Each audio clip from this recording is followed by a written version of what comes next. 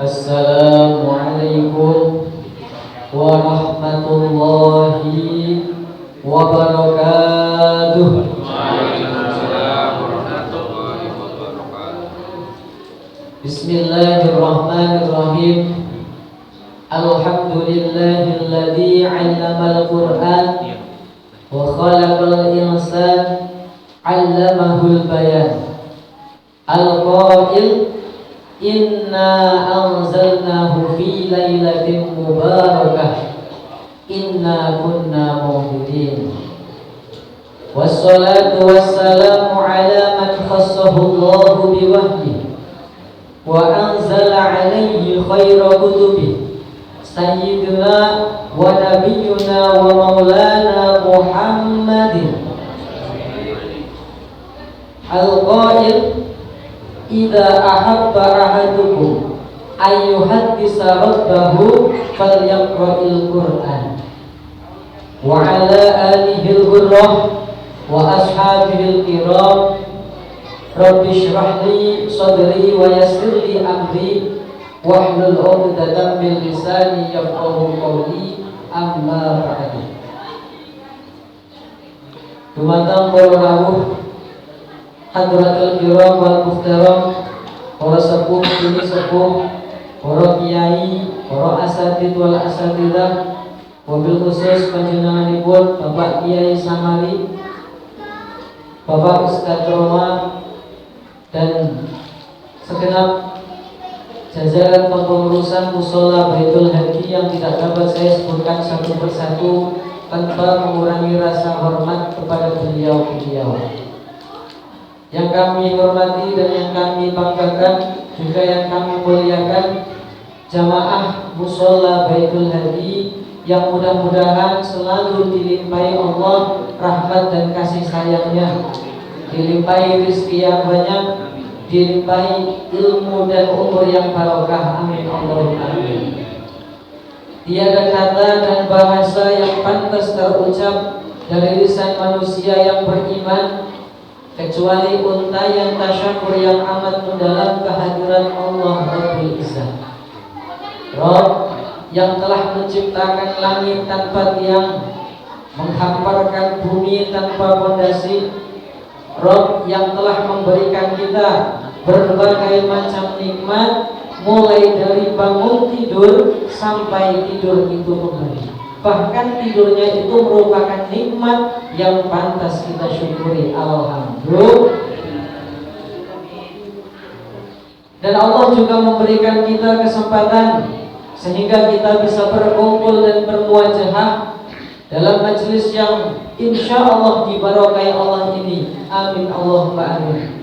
Mudah-mudahan berkumpulnya kita di sini dalam bingkai acara memperingati nuzul Quran dicatat oleh Allah sebagai amal yang soleh. Amin Allahumma amin. Salawat serta salam marilah kita haturkan kepada junjungan kita baginda agung Nabiullah Nabi akhir zaman Nabi Muhammad sallallahu alaihi wasallam, teriring dengan doa mudah-mudahan kita semua selaku umatnya mendapatkan syafaat di yaumil qiyamah nanti. Amin Allahumma amin. Baik, sebelum kita memulai acara intinya, monggo kula panjenengan sedaya membacakan sholawat kepada Kanjeng Nabi dengan harapan mudah-mudahan bisa diterima syafaatnya. Masya Allah, memang besar sekali fadilah dari sholawat itu. Masya Allah, saking besarnya. Belum pernah maus kisah dalam sebuah kitab tentang fadilah sholawat bisa menyelamatkan orang sing harusnya orang ini kena azab Gusti Allah. Di antara nopo azab gara-gara makan riba. Gusti Allah ini memberikan ancaman kepada orang yang melakukan riba, orang yang makan riba, orang yang mencatat riba, orang yang mengikuti sirkulasi dalam riba itu diancam oleh Allah, wajahnya akan berubah menjadi hilang. Himar itu keledai, baik di dunia ataupun di akhirat.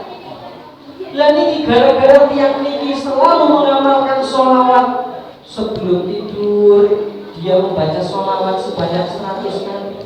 Masya Allah, wajahnya yang tadinya diserupakan menjadi himar niku diubah menjadi normal kembali, bahkan bercahaya bagaikan bulan purnama. Subhanallah. Boleh jangan remehkan sholawat. Jadi kalau bukan dengan sholawat, karena dengan sholawat insya Allah maksiat meninggal. Alhamdulillah, semua alhamdulillah.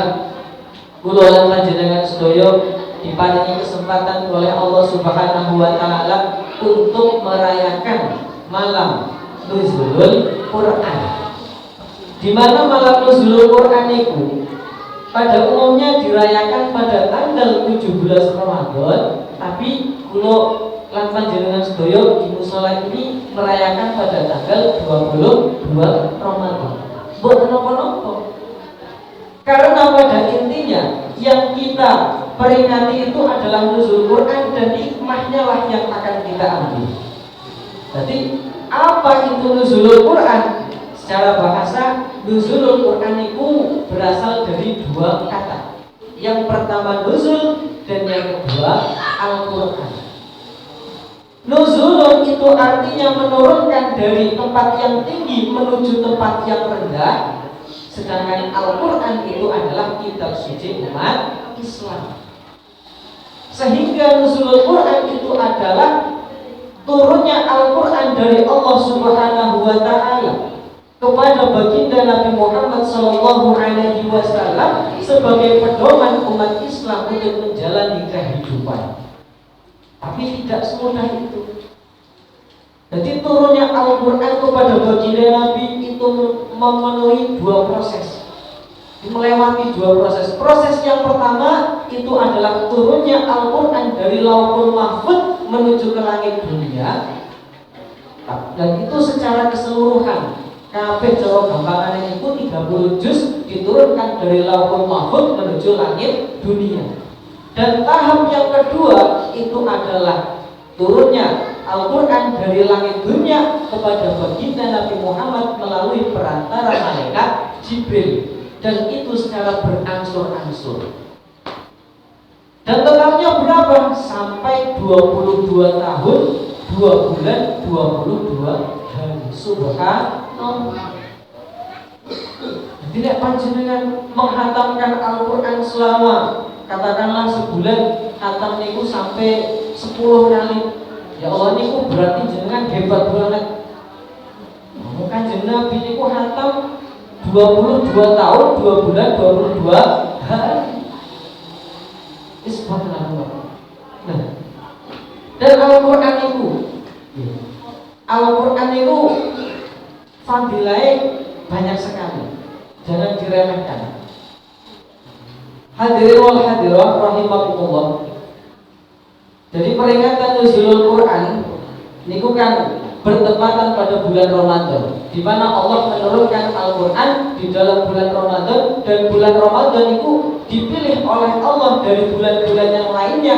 Kenapa? Karena di dalam bulan Ramadan itu merupakan bulan paling istimewa dari bulan-bulan yang lainnya. Karena di dalam bulan Ramadan itu ada satu malam yang lebih utama daripada 1.000 bulan, namanya Lailatul Qadar. Ini sesuai dengan firman Allah dalam surat Al-Baqarah ayat 185. Syahrul Ramadan alladzi unzila fihil Qur'an hudan lin-nasi wa bayyinatin minal huda wal furqan. Al-ayah. Syahrul Ramadan alladzi unzila fihil Qur'an. Bulan Ramadan itu adalah bulan diturunkannya Al-Quran. Boten bulan Safar, boten bulan Syawal, boten bulan Muharram, tetapi bulan Ramadan. Makanya bulan Ramadan itu Masya Allah, bulan penuh ampunan, bulan penuh barokah, bulan dilipat gandakannya semua amal ibadah, Makanya jangan sampai kita lewatkan amal ibadah yang berada di dalam bulan Ramadan. Unzila fihil Quran hudan linnasi, dan untuk siapa? Al-Quran itu sebagai petunjuk bagi umat manusia. Jadi mulai kula panjenengan sedaya kedah bersyukur karena dari jutaan makhluk Gusti Allah niku sing mendapatkan petunjuk Al-Quran itu adalah manusia, orang kewan. Kewan sih bebas, tapi manusia itu yang mendapatkan petunjuk Al-Quran. Makanya manusia itu harus hidup sesuai dengan petunjuk Al-Quran supaya benar. Ketika manusia tidak menggunakan Al-Quran, maka dia sama seperti hewan. Monggo dibuktikan. Wong lanang karo wong wadon nek derek kawin dari bojo derek nikah, kemudian berkumpul dalam satu rumah, itu namanya kumpul. Hewan betul? Wong lanang gagah, ganteng, tapi nek pipis kali ngadeg jare mirip kayak jalan. Wong wadon ayu kayak bidadari, keluyuran bunyi-bunyi, dari balik esok jare kayak kupu-kupu. Hewan boten. Wong lanang senengi godani wong wadon, digombali, akhirnya kayak buaya. Hewan boten.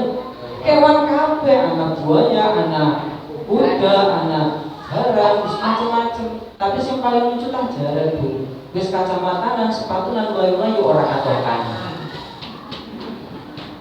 Nah niku. Makanya ketika kita mau pas hidup di dunia, maka kita harus menggunakan Al-Quran. Jadi apa-apa nek pas niku kepenak. Sebab nek sesuatu orang pas niku orang bawa kepenak jajal. Kelambi nek kelambine pas, penak nopo penak. Nek kelambine seret ambekane sesek, nek kelambine kedobrangan ambek berarti keluwihan, ya kan? Honda mengeluarkan produk motor, kemudian muncullah buku panduannya gue nyervis Honda pas, tapi nek Honda nyervis yang nganggo buku panduan Yamaha pas boten pas. TV nek antinane pas, layare bening, tapi nek antinane boten pas, boten bening. Radio juga sama, ketika di setel sinyalnya pas maka akan suaranya bening, nek boten bakal ke kompresor. Mulai negara zaman saat ini lagi kompresor gara-gara sinyalnya orang pas. Mengeluarkan kita terus niku, nek boten pas bakal kompresor. Mulai sing pas. Caranya bagaimana? Yaitu dengan menggunakan Al-Quran. Masya Allah. Tapi apakah yang mendapatkan petunjuk Al-Quran itu semua manusia? Tidak. Ternyata apa? Di dalam awal-awal surat Al-Baqarah Allah berfirman, "Dzalikal kitabu la raiba fihi hudal lil muttaqin." Yang mendapatkan petunjuk Al-Quran bukan semua manusia, akan tetapi adalah mereka orang-orang yang bertakwa. Makanya jadi orang yang bertakwa supaya bisa menerima Al-Quran. Dan orang yang bertakwa itu apa? Takwa itu artinya wedi, takut kepada Allah Subhanahu wa Ta'ala, sehingga melaksanakan apa yang diperintahkan oleh Allah dan menjauhi apa yang dilarang oleh Allah. Dzalikal kitabu la raiba fihi hudal lil muttaqin alladzina yu'minuna bil ghaib.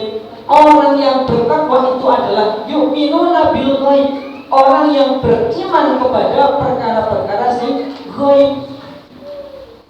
Dan ini nek semisal boten ngangge tauhid niku boten bakal saged terima. Sebab sesuatu yang gaib itu yang menerima adalah iman, hati, bukan akal. Berseberangan. Tapi saya di zaman sakniki sing saged menerima kados niku jarang. Orang zaman sakniki lebih sering mengandalkan akal, lebih sering mengandalkan logika daripada imannya. Kadang contohnya misalnya lurahe mengumumkan bapak-bapak, ibu-ibu, esok wonten bantuan dana 300.000 rupiah, monggo dibuka jam 8. Dibukanya jam 8, jam setengah itu ya pada ngantri.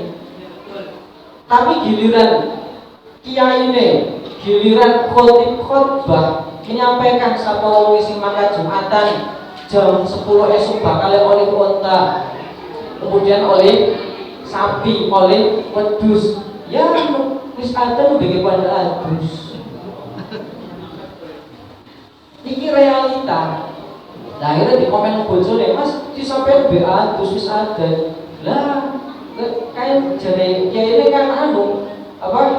Wong sing mangkate awal oleh kota. Jadi sapa kok ndonge kok. Kayak tanggane mangkat awal balik nuntun ora. Ya ora. Wong niku diterima menggunakan iman bukan menggunakan logika. Contoh malih nopo? Contohnya malih adalah ketika kita sebagai orang nahdiyin, ketika kita mendoakan orang yang sudah meninggal itu sampai. Ya ketika orang menggunakan logika, dia tidak akan menerima. Makanya kita menggunakan iman, jangan sampai tidak menggunakan iman. Alladzina yu'minuna bil ghaib wa yuqimunas shalah. Dan orang yang mendirikan sholat tadi, sholat silakan sholat, didirikan, jangan sampai ditinggalkan. Masya Allah. Karena ketika sholat ditinggalkan, sholatnya rusak, na'udzubillah min dzalik, itu dosanya gede sangat. Bahkan dalam Al-Quran itu dijelaskan, masalakakum fi saqar qalu lam naku minal musallin. Orang yang meninggalkan sholat itu adalah orang calon penghuni neraka sakor. Barang siapa sing sholatnya sae, maka seluruh amal ibadah sae. Awwalu ma yuhasabu bihin nas yaumal qiyamah as-sholat. Awalnya perkara sing bakal dihisab di sitan itu adalah sholat.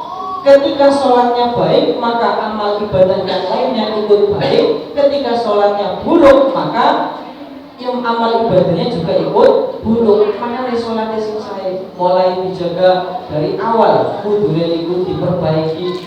Jangan sampai asal-asalan. Cari ilmunya kalau kita belum tahu. Kemudian setelah wudunya, baju kita diperlihatkan, baju kita diperhatikan. Kalau misalkan ada najisnya, jangan dipakai untuk sholat. Kemudian setelah itu baru bacaannya sholat. Ilmu itu banyak sekali untuk memperbaiki sholat. Makanya sholat itu dijaga sholat.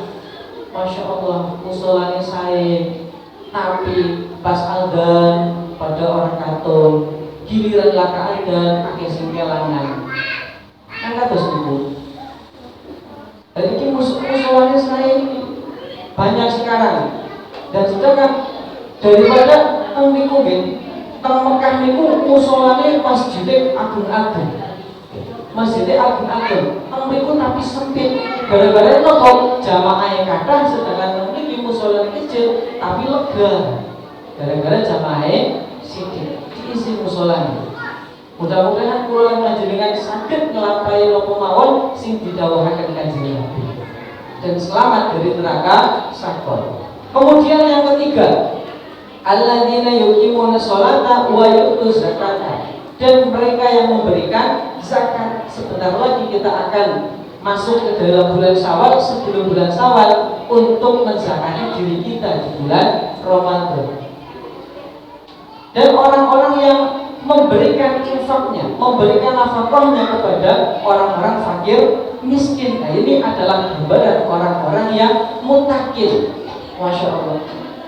Yaitu siapa? Yaitu yang pertama, orang yang percaya akan hal-hal yang gaib. Kemudian yang kedua, mendirikan sholat. Yang ketiga, membayarkan zakat. Dan yang keempat, memberikan infaknya kepada orang-orang fakir miskin dan orang-orang yang membutuhkan. Masya Allah.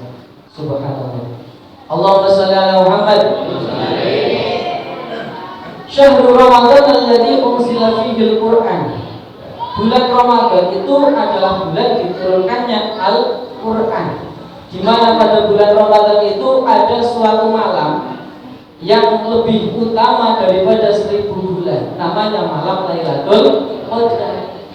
Inna anzalnahu fi lailatul qadr wa ma adraka ma lailatul qadr. Lailatul qadri khairun min alfi syahr. Tanazzalul malaikatu war-ruhu fiha bi'izni rabbihim min kulli amr. Salamun hiya hatta matla'il fajr. Di dalam surat Al-Qadar itu sudah menjelaskan bahwasanya turunnya Al-Qur'an itu berada pada malam Lailatul Qadar. Jadi Lailatul Qadar itu Masya Allah lebih utama daripada 1000 bulan. Dan mengenai malam Lailatul Qadar ini, surat Al-Qadar itu wonten asbabun nuzul.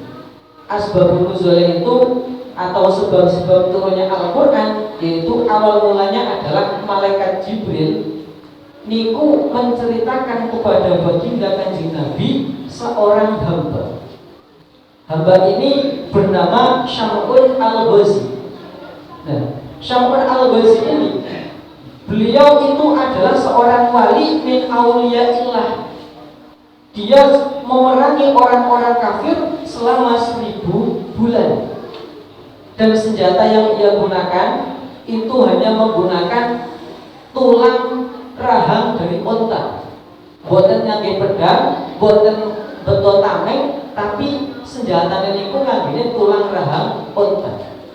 Ketika dia haus, air akan keluar dari tulang tersebut, kemudian diminum. Dan ketika dia lapar, daging akan tumbuh dari tulang itu, kemudian dagingnya dimakan. Dan ini salah satu keistimewaannya atau karomahnya Syam'un Al-Ghazi. Fakana ala hadza kulli yawmin hatta matu min umrihi alfa syahri. Jadi dia selalu seperti itu memerangi orang kafir selama 1000 bulan. Ketika dikalkulasikan ke dalam tahun, maka itu adalah 83 tahun dan 4 bulan. Karena dia sangat kuat sekali, maka orang-orang kafir ini sudah lemah. Dia tidak mampu untuk mengalahkan Syam'un Al-Ghazi. Akhirnya orang kafir ini dia mencoba untuk menyusup, membisiki istrinya. Nah, berhubung istrinya itu adalah orang kafir juga. Istrinya itu kalau misalkan dia berhasil membunuh Syam'un Al-Ghazi, akhirnya dikasih harta yang sangat banyak. Karena diiming-imingi seperti itu, seorang wanita, apalagi kafir, dia pun akhirnya mau. Setelah itu dia dikasih tali. Karena tidak mampu untuk membunuh sendiri, dia disuruh untuk mengikat Syam'un Al-Ghazi, tangan kanan, tangan kiri, kaki kanan, kaki kiri, diikat semuanya. Ketika bangun, Syam'un kaget, ini siapa yang ikat saya? Saya, jawab istrinya. Kenapa? Karena tujuannya untuk menguji kekuatan Syam'un Al-Ghazi. Akhirnya setelah itu Syam'un Al-Ghazi ini narik. Setelah ditarik ternyata putus, padahal itu talinya sangat kuat sekali. Setelah beberapa hari kemudian, istrinya laporan sama orang kafir. Akhirnya dikasihlah rantai yang cukup besar, digunakan untuk mengikat Syam'un Al-Ghazi. Beneran diikat untuk malam yang selanjutnya. Syam'un bangun, kemudian dia kaget, tangannya diikat menggunakan rantai. Dan ditanya, ini siapa yang ikat saya lagi? Ternyata adalah istrinya. Karena tujuannya untuk menguji apakah Syam'un itu kuat. Setelah ditarik, ternyata rantainya putus. Masya Allah, itu saking kuatnya Syam'un Al-Ghazi. Setelah itu, Syam'un Al-Ghazi berkata, wahai istriku, aku ini adalah wali min auliyaillah.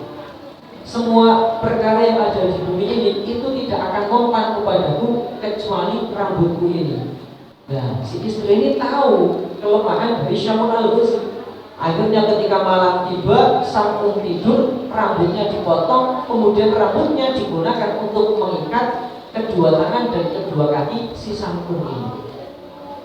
Pagi harinya Syam'un bangun dan dia kaget. Yang mengikatnya ternyata adalah istrinya. Ditarik tali itu rambutnya, yang untuk mengikat ternyata tidak bisa. Nah, akhirnya si wanita tersebut itu kegirangan dan lapor langsung kepada orang-orang kafir. Setelah disampaikan kepada orang kafir, Samun Al-Ghazi pun akhirnya ditangkap, dibawa ke dalam sebuah rumah yang besar. Di situ ada tiang yang cukup besar dan diikatkan kepada tiang tersebut. Samun Al-Ghazi itu disiksa, masya Allah, dicambuk, bahkan siksaan itu sangat pedih. Matanya dicongkel, telinganya diiris, bibirnya dipotong, lisannya juga dipotong. Tidak hanya sampai di situ, kedua tangannya dipotong, kakinya juga dipotong, masya Allah. Akhirnya Samun Al-Ghazi ini mendapat seruan dari Allah. Apa yang kamu inginkan, kata Allah. Aku ingin bisa menggerakkan tiang-tiang besar itu sehingga merobohi orang-orang kafir yang ada di dalam sini. Dan di situ ternyata orang kafir itu kumpul kabeh. Beneran Allah memberikan kekuatan kepada Samun Al-Ghazi untuk menggerakkan tiang yang besar itu. Dan akhirnya rumah yang besar itu roboh dan menimpa orang-orang kafir yang ada di dalamnya, termasuk istrinya Syamun. Semuanya meninggal, tidak ada yang hidup kecuali Samun Al-Ghazi. Dan Allah pun akhirnya mengembalikan tubuh Samun Al-Ghazi seperti halnya semula. Tangan yang tadinya putus disambung kembali oleh Allah. Dan setelah itu dia beribadah kepada Allah selama 1000 bulan, memerangi orang kafir dan ibadah puasa setiap hari. Setiap malam dia melakukan sholat malam, tidak pernah selesai. Nah, mendengar cerita tersebut, para sahabat itu menangis. Dan menangis kemudian dia bertanya, "Ya Rasulullah, pahala orang seperti itu seperti apa? Ibadah yang akeh nemen, puasa terus, sholatnya juga qiyam. Pahalanya itu seperti apa ya Rasulullah?" Bahkan Rasulullah pun tidak mengerti. La adri, kata Rasul. Fa'anzalallahu Jibril alaihi salam bihada surah. Akhirnya malaikat Jibril turun memberikan wahyu berupa surat Inna anzalnahu fi lailatul qadar, dan menyampaikan dari Allah, "Ya Muhammad, aqaituka wa ummataka lailatul qadari al-ibadatu fiha al-ibadatu fiha afdalu min ibadati sab'ina alf syahr." Apa artinya? Ya Muhammad, kata Allah, aku memberimu malam Lailatul Qadar. Jadi kula lan panjenengan sedaya umat Kanjeng Nabi diberikan malam Lailatul Qadar.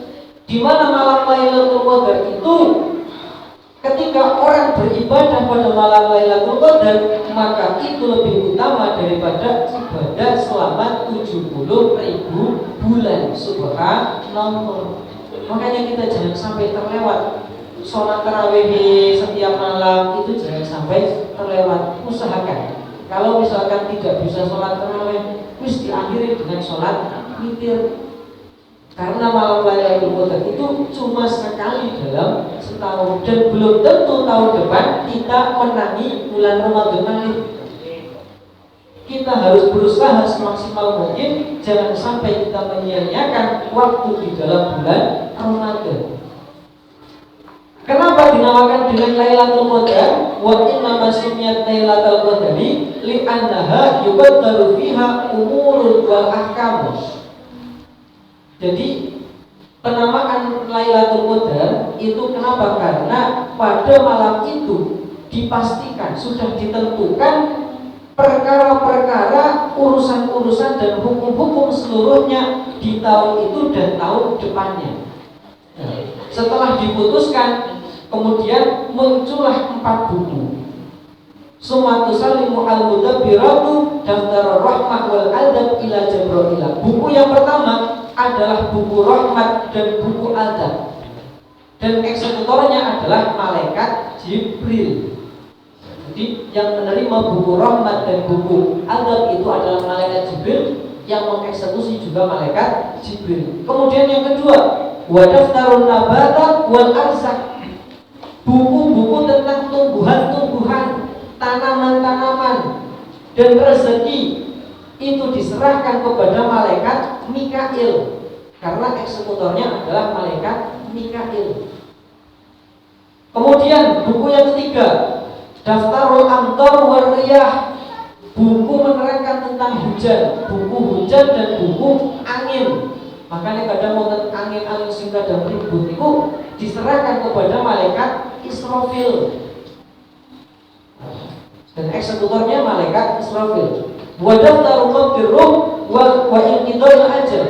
Kemudian yang terakhir, buku pencabutan ruh dan buku pencabutan ajal itu diserahkan kepada malaikat Israfil. Dan beliau adalah eksekutornya. Siapa yang dicabut nyawanya pada malam ini ataupun besok di hari-hari tertentu, itu adalah eksekutornya malaikat Israfil. Masya Allah. Itu kenapa dinamakan dengan malam Lailatul Qadar. Dan ini sesuai dengan firman Allah dalam surat Ad-Dukhan ayat 4, fiha yufraqu kullu amrin hakim. Jadi pada saat itu malam Lailatul Qadar dibagilah segala ketentuan-ketentuan, urusan-urusan dan hukum-hukum yang ada pada tahun itu dan di tahun depannya. Subhanallah. Monggo sholawat takbir berdoa dulu. Salatullah salamullah ala Taha Rasulillah. Salatullah salamullah ala Yasin Habibillah. Monggo. Salatullah salamullah ala Taha Rasulillah.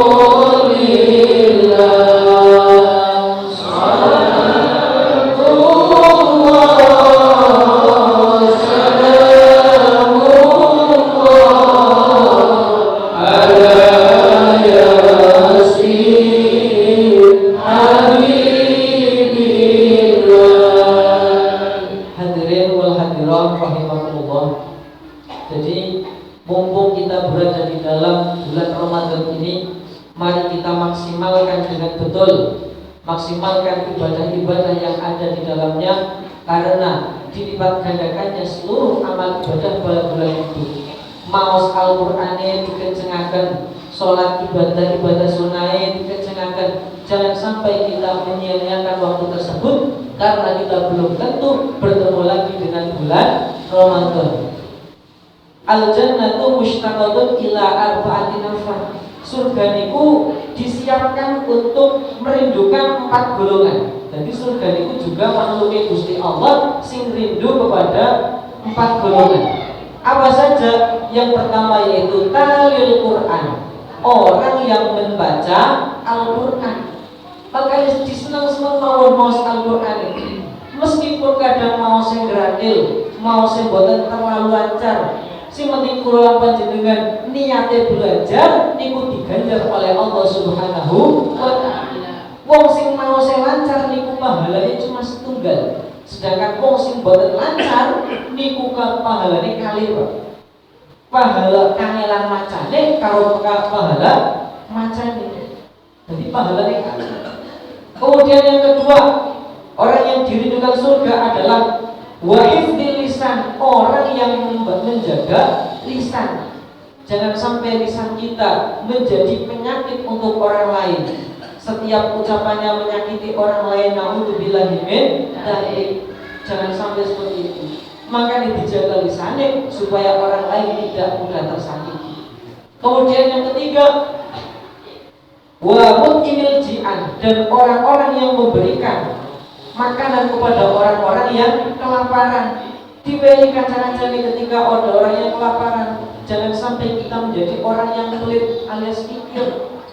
Karena ketika kita loman memberikan kepada orang yang kelaparan, maka termasuk golongan orang yang dirindukan surga. Dan yang terakhir, Washoimina fi syahri Ramadan, dan orang-orang yang berpuasa di bulan Ramadan. Nah, itu mugi-mugi kula panjenengan sedaya termasuk umat Kanjeng Nabi Muhammad sing dirindukan oleh swarga. Amin Allahumma. Mungkin cekap semanten Ibnu Sadar kula aturaken ngapunten iki Bu, Pak. Soale kula awalnya niku pun radi nolak kali panitia. Niki kadose Ustaz Roman niku salah alamat niki kedhe sanes kula. Wong kula niku tesih awalan, kula niku tesih belajar. Niki kadang ketika matur ya belepotan. Karena persiapannya juga kurang matang, juga boten terlalu lancar. Kula nyuwun pandongane mudah-mudahan saged istiqomah lan dilancaraken sedaya. Amin Allahumma. Mungkin cekap semanten ingkang saged kula aturaken kurang lebih ukurannya niku pasti dari kula dan lebih dari Allah Subhanahu wa taala. Cekap semanten. Wassalamualaikum warahmatullahi wabarakatuh. Bismillahirrahmanirrahim. Alhamdulillahirabbil alamin. Hamdan na'imin hamdan syakirin hamdan yuwafi ni'amahu wa yukafi mazidah.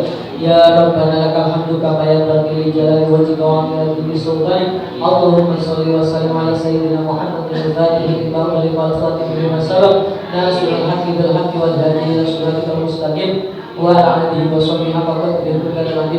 Allahumma aftah 'alaina hikmataka wansur 'alaina rahmataka wa dhakkirna ma nasina ya dzal jalali wal ikram. Allahumma rizqna fahman nabiyyin wa hifdzal mursalin wa ilhamal malaikatil muqarrabin bi rahmatika ya arhamar rahimin. Allahumma inna nas'aluka salamatan fid din wa afiyatan fil jasadi wa ziyadatan fil ilmi wa barakatan fil rizqi wa taubatan qabla al-maut wa rahmatan fil maut wa maghfiratan ba'da al-maut. Allahumma hawwin 'alaina fi sakaratil maut wa najatan min an-nar wa fil hisab. Allahumma innaka ta'lamu sirrana wa 'alaniyatana فاقبل مغفرتنا وترى حاجاتنا فاتنا سلنا وترى ما في انفسنا فاغفر لنا ذنوبنا فانه لا يغفر الذنوب الا انت.